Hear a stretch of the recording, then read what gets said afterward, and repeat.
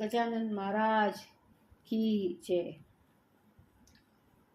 संकट गणेश चतुर्थी सावन में कृष्ण पक्ष की चतुर्थी को महिलाएं पूजा करती है। ऋषिगण पूछते हैं कि हे स्कंद कुमार, दरिद्रता, शोक, कुष्ठ आदि से विकलांग, शत्रुओं से संतप्त, राज्य से निष्कासित, राज्य सदैव दुखी रहने वाला, धनहीन, समस्त दुखों से पीड़ित, विद्याहीन, संतानहीन, घर से निष्कासित लोगों, रोगियों एवं अपने कल्याण की कामना करने वाले लोगों को क्या उपाय करना चाहिए जिससे उनका कल्याण हो और कष्टों का निवारण हो? आप ऐसा उपाय बताइए।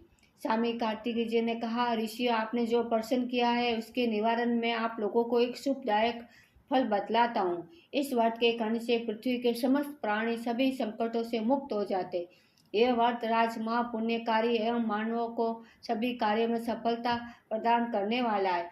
यदि इस व्रत को महिला करे तो उन्हें संतान एवं सौभाग्य की प्राप्ति होती है।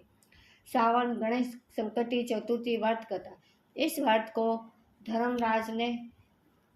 धर्मराज और उसके भाई अर्जुन ने किया था। पूर्व काल में राजयुद्ध होकर अपने भाइयों के साथ जब धर्मराज वन में चले गए तो उस समय वनवास काल में भगवान श्री कृष्ण ने उनसे कहा था, हे धर्मराज, इस कष्टों के निवारण के लिए आप ये कथा सुनिए।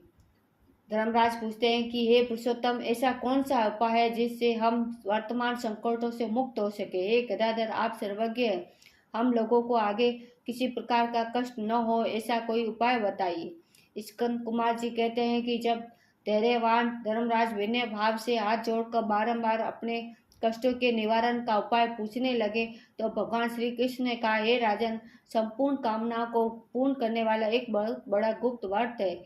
हे धर्मराज, इस व्रत के संबंध में मैंने आज तक किसी को नहीं बताया।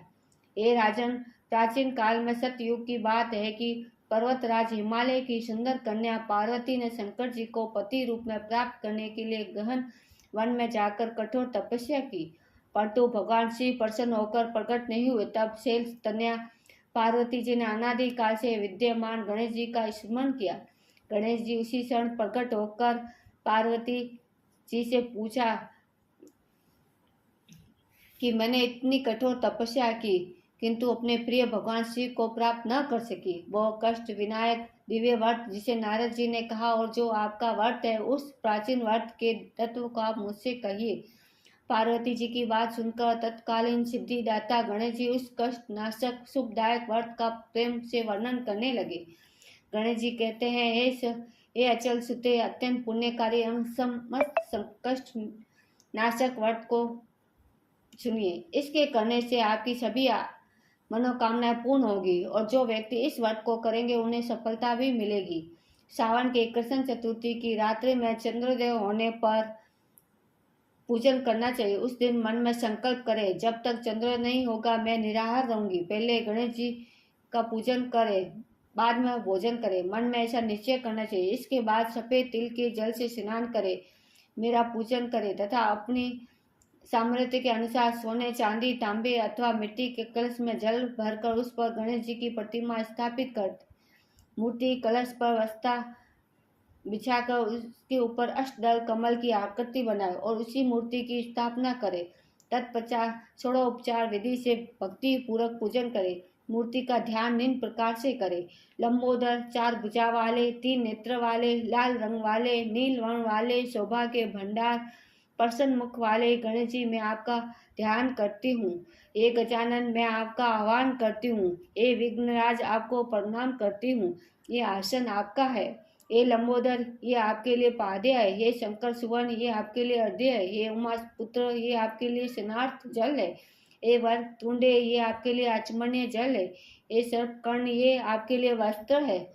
ये सूर्यकर्ण, ये आपके लिए वस्त्र है। ये सुशोभित, ये आपके लिए योगोपित है। ये गणेश्वर, ये आपके लिए रोली चंदन है। ये विघ्न विनाशन, ये आपके लिए फूल है। ये विकट, ये आपके लिए धूप बत्ती है। ये वामन, ये आपके लिए दीपक है।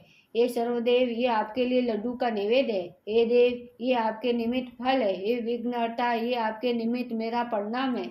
प्रणाम करने के बाद क्षमा प्रार्थना करें। इस प्रकार षोडोपचार रीति से पूजन करके नाना प्रकार के प्रसादों को बनाकर भगवान को भोग लगाए।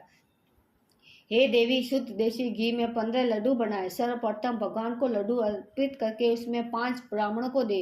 अपने सामर्थ्य के अनुसार दक्षिणा लेकर चंद्रोदय होने पर भक्ति भाव से अर्घ्य देवे। तदंतर 5 लड्डू का स्वयं भोजन करे। फिर हे देवी, तुम सब तिथियों में सर्वोत्तम हो, गणेश जी की परम प्रियतमा हो। ये चतुर्थी हमारे द्वारा प्रदत्त अर्घ्य को ग्रहण करो।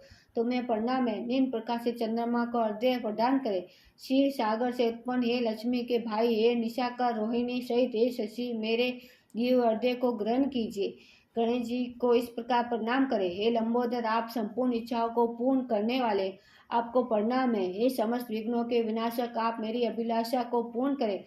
तत्पश्चात ब्राह्मण को प्रार्थना करें। हे राज, आपको नमस्कार है, आप साक्षात देव स्वरूप है। गणेश जी, प्रसन्नता के लिए हम आपको लड्डू समर्पित करें। आप हम दोनों का उद्धार करने के लिए दक्षिणा सहित इन 5 लड्डुओं को स्वीकार करें। हम आपको नमस्कार करते। इसके बाद ब्राह्मण भोजन कराकर गणेश जी से प्रार्थना करे, इन सब कार्यों के करने से शक्ति न हो तो अपने भाई बंधुओं के साथ दही और पूजन में पदार्थ का भोजन करे। प्रार्थना करके प्रतिमा का विसर्जन करे और अपने गुरु को अन्न वस्त्रादि एवं दक्षिणा के साथ मूर्ति देवे।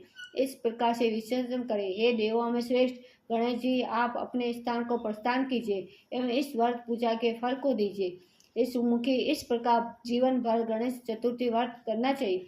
यदि जन्म भर न कर सके तो 21 वर्ष तक करे। यदि इतना न हो 1 वर्ष तक 12 महीनों तक व्रत करे। यदि इतना भी न कर सके तो वर्ष के 1 मास को अवश्य ही व्रत करे और श्रावण चतुर्थी को व्रत का उद्यापन करे।